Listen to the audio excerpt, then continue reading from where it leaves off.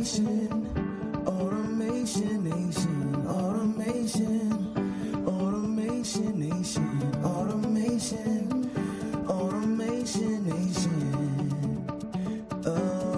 the nation, automation nation, automation nation, automation nation, around the nation, around the nation, around the nation. Welcome to the Automation Nation podcast, the show for business leaders, tech aficionados, and those who are just simply curious about where technology and business are going. Automation Nation is your gateway to understanding automation, AI, and the future of business. Don't get left behind. Tune in now and subscribe for more.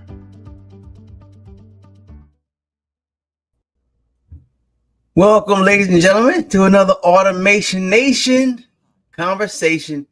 I have another great guest. I'm biased, but I always have great guests, Dianne, because I always have great conversations. And what I like about this conversation today is if you watch this show or listen to it, you know, we're always talking to business leaders or owners about how they are using either technology or how they're using their leadership skills to make business better. Okay. Now, when you do this and it's time for you to leave that business, what are you going to do? What is your plan if you are a business owner to actually retire? This is an important conversation. I've actually had this conversation once, but it's time to have it again because, Dianne, I like the work that you do, and I love the path that you have taken to actually get here. Why don't you kind of share with folks what brought you on the path to helping people prepare to exit? Yeah, well, I've been working with business owners for multitudes of years now in the life and health insurance agency I also own. And in talking to the business owners, I realized that they're woefully unprepared for what's next. And as we have 13 million baby boomer business owners looking to get out in the next 5 to 10 years, who have no plan of how that's going to happen, it became apparent to me that they needed some help. So because I like to be that resource for my clients, and I like to give them information and resources that they need and don't have, I decided to go down the exit planning strategy route and bring some more things to their table that they need to consider now, not later. And now is always better than later, especially later. If later doesn't bring you what you're looking for. Correct. Listen, we asked all our guests this question. If you could simply automate one thing in your personal life, what would it be? Oh, I'd love to automate the housework. Rosie the robot come through and clean it all. Listen, we're here for that. Aren't we? We're here for that. I saw Elon's got some type of a household robot now. Yeah, for sure. So let's talk about this. What brought you on this path, and what is some things that businesses can start thinking about? Because this is not a regular conversation. I think you mentioned the stat about 80% of folks aren't ready, and let's go into that. Yeah. So a small business owner who's worked in their business 20, 30 years, sometimes more, has put a lot of blood, sweat, and tears into their entity, into their business, and been successful over the years. They have employees, they have people who depend on them, their family members, maybe their grandpa, grandma, great grandma, great grandpa at this point in stage. And they're getting to the point where they're looking to wind down, or they want to simply go do something different. Maybe they have some travel goals, maybe they have some golfing goals. All of that's fine and good, but it's not going to really answer the whole issue of how do I exit my business. I think the famous line that I hear frequently is, my business is my retirement plan. I'm going, really, what does that look like? And they either throw a number out that has no basis in reality, right, out of the blue sky, or they're a deer in the headlights. Said, well, I don't really know, because they don't really know what the value of that business is. So to point, if you walked in the store and nothing has a price tag, what are people going to want to pay for it? Right? So unless you have some idea of what that price tag should and could be, you're not going to get it. That's So that's a great way of putting it. And yeah. then, yeah, because if there's no price on it, listen, as a You're consumer, right, at the marketplace, right? The right. marketplace will dictate what you get for that business. And it may not be, and probably won't be, number one, what you want, number two, what you need to live on for the rest of your life, hoping that you have a long, nice life. Right. So we really come in and assess everything in the business. It is a three-legged stool. They Okay. have their personal finances, they have their business finances, and then there's the business attractiveness, right? And if the business isn't attractive, the other two legs fall off, Mm, right? yeah, that's true. Yeah, That's yeah. yeah. And because we're talking about automation, one of the first things I look at is, are they automated? Mm, How smoothly is that operation running? What are mm, they outsourcing? What do they bring in house? But how smoothly is that running?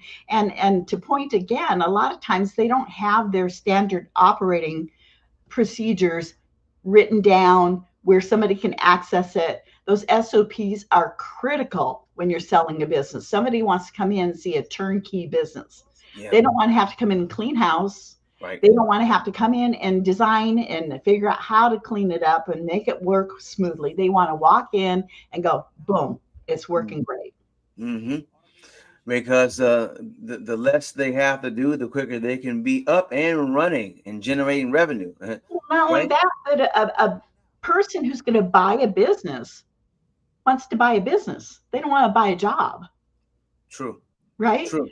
Because if they're entrepreneurs, which largely they will be, they want to come in and just know they can turn it over and to your point, start making some profits, right? They don't Mm-hmm. want to have to start recreating the wheel because the wheel wasn't created properly to start with. Mm, that's good. What do you see as some of the biggest mistakes that business owners are making besides not planning? That's the biggest one. Again, they haven't really aligned their different facets of the business with a good exit strategy. So they may have some idea of what they want to have happen, but they haven't sat down and put a pen to paper. They haven't calculated out what the costs are. They don't know the value. So a business valuation is really critical for them. And I can help them get a business valuation. If they've never had one done, we call it a baseline. So they need to know where they are so we can see where they need to go and how to get there. So a business valuation would be one of the first steps. And I also have 3 assessments, again, back to the personal readiness, the business readiness, and the business attractiveness. So if they take the 3 assessments, which I'm offering to your audience today free of charge, Right. we can at least find out where they are, and then we can figure out what the gaps are and start filling in the gaps. That's good. That's good. And I'll make sure that that link is you can find that if you're listening to this, you can go down in the description. If you're watching this, it's also going to be in the description.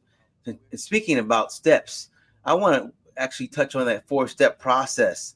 Right. And so you can kind of speak to. Yeah. Well, first of all, we need to have the conversation to find out where you are, because again, if we don't know where you are, we don't know where you need to go or design a plan of how to get there. So a lot of the initial is just asking the 20 questions of the business owner, how they're structured, everything. And we have a fun conversation. This is like, tell me more. Most business owners love to talk about their business. So it's a really great conversation. Secondly, what we need to do is gather some data. So this would be the information on a confidential questionnaire. It'd be the 3 assessments I'm talking about. It would be maybe 3 years of their business tax returns, all these things that lets me take a look at it to uncover where the potential gaps again are and what needs to be addressed first, so we can set up a list of priorities. So once we have all that, then we develop a plan and we hit the priorities first, hitting some of the low-hanging fruit I call it. The things that are simple to take care of is sometimes really energizing for the business owner because they can start marking things off of the list. This is done, this is done, this is done. And then we'll get into the meatier things that take a little more time. And then we'll start executing the plan. So the 4 steps are identifying the problem, getting the data, setting up the plan, and executing the plan. Mm. 1, 2, 3, 4. I like it. I like it. Yeah. Let's talk about some of those unaddressed risk. Those are the ones that are sneaking in. Yeah. So, as a life and health insurance broker for many years now, one of the biggest issues they don't do initially is protecting the business. So, we have a platform called the 5Ds that can sink your business, and that would be death, disability, divorce, disagreement, and disaster. So, if they haven't provided for those things and there's not something set up and something happens to that business owner, that business can be literally sunk overnight. So, 2 stories. There is a contractor here in the state of Arizona who, the year before he passed away, suddenly died from a heart attack. He had taken out $1 million life insurance policy for the company. So, when he died, that allowed them to restructure, pay their vendors, pay their employees, and they're still here 40 some years later. Okay. Wow. That's the good side. The other side is 2 brothers. One brother died. The remaining brother, they had a credit line on the business, and the bank called the credit line due immediately. They did not have the cash to pay the credit line. So the remaining brother is liquidating inventory, decimating the business to try to pay the bank off. And if he's going to survive in that business, it's not going to look like it did. So a simple solution would have been key person life insurance, number one, on the business, at least in the amount of the credit line, but hopefully more. So that would have given them operating expenses for a year or 2 or 3 down the line, right? And secondly, a business buy sell agreement between the 2 brothers, because if that other brother who died has a spouse, that spouse may not care about the business, but they're going to want the money. Now, where's the money? It's going out like a sieve. So life insurance for buy sell agreement and life insurance for key person life insurance. That's good. Speaking about the insurance, like what is the role that employee benefits play in a successful business exit? This is something probably not talked about much at all. Right. Well, the bottom line again is anybody's going to come in buy your business will most likely want to keep your key people in place because these key people have also made your business successful, and they don't want to have to go out and hunt and find new people unless they are bringing a team to the table, which does happen too.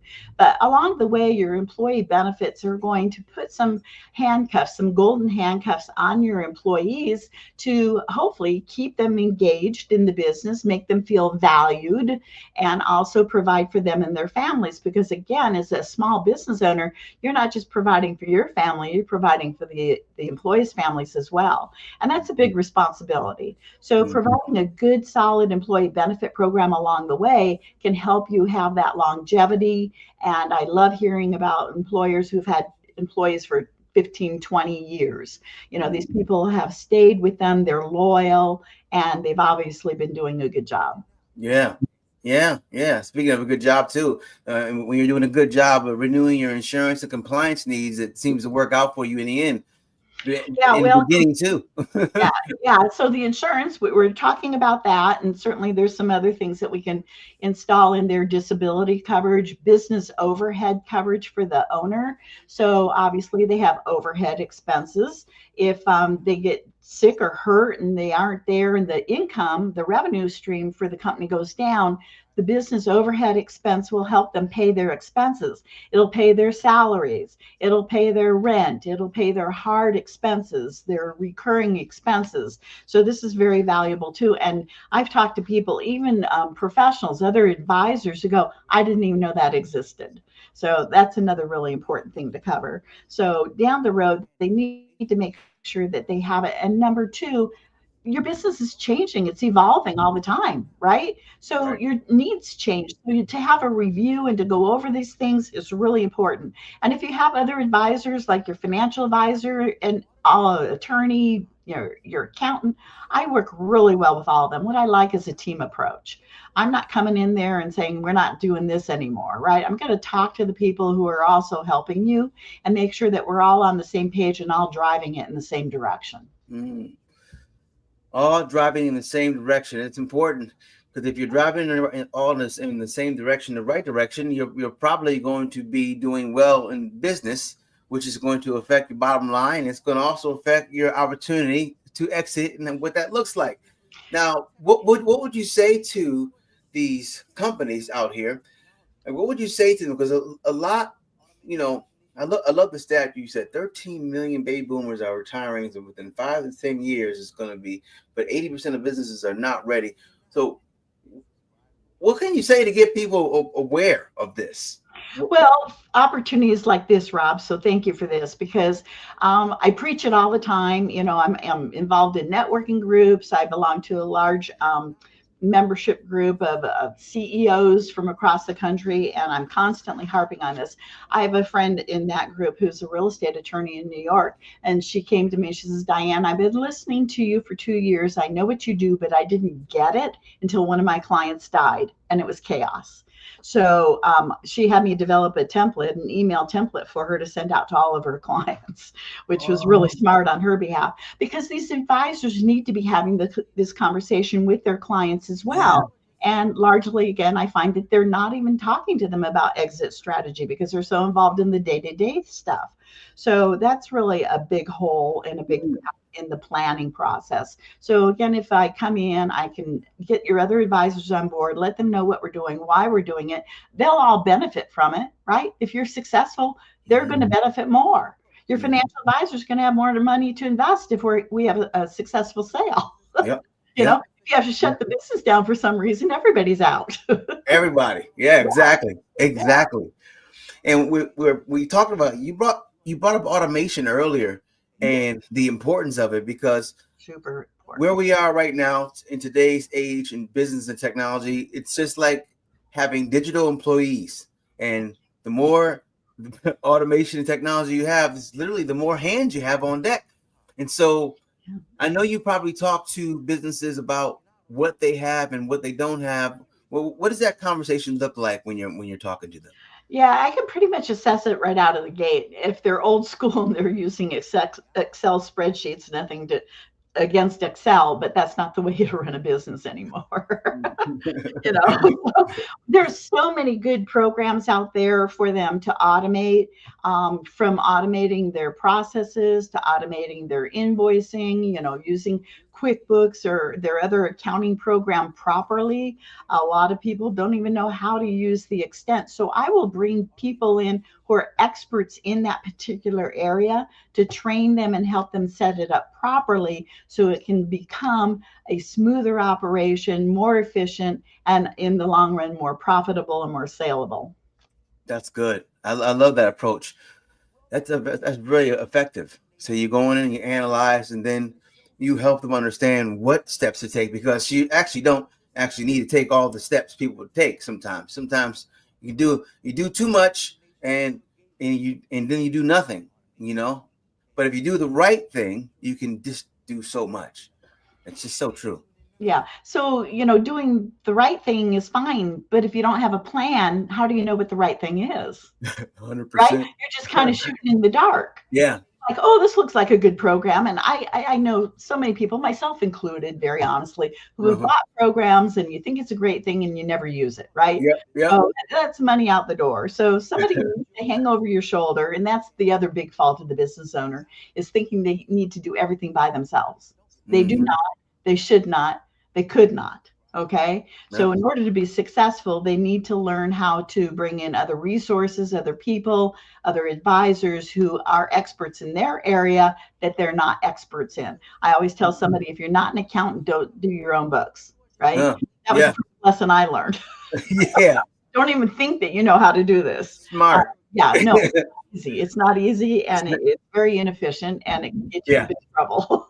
Yeah, and it's not worth the mistakes, because you can get it right over and over and over and over and over and over and over. But when you get it wrong, it's learn from those who have learned before. Okay. Okay, Dianne, we're coming in for landing. Our last couple of questions. First, if you could automate one thing in your business life, just one thing right now, if you could think of anything you're doing at all right now and automate it, what would it be? Well, I know that there's a way to do it, but I'd love to have something clean out my emails and sort them. Yeah, I no. have two emails, one for my insurance agency, one for my exit planning.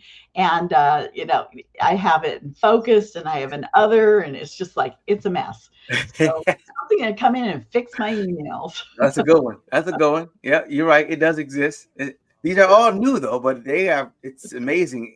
There's Yeah. literally almost there's nothing we can say right now Yeah. that is not here or in process. Like Yeah. they're Yeah. literally now have found ways to Yeah. reconnect the neurological circuitry for people who were paralyzed. Now they're able to reconnect the circuitry to now they can walk. Right. Wow. Yeah. I mean, we can come on, yeah, we can take care of that email for sure. I know. There are great tools out there, but again, to point, I don't want to be an expert in everything. I don't have time to learn all this. So again, I have to bring in people who already know it, who've done the research and have the expertise, and say, here you go. That's it. That's it.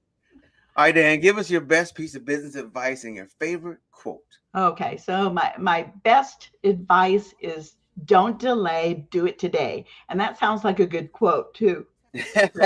Yeah, make sure you have all your ducks in a row, and you need to know what your ducks are before you can even get them in the row. you always go back to that. You got to know what your ducks are. Yeah. You got to know where you're shooting. You got to, yes. You may be really, really good at your business as a technician or even running the business.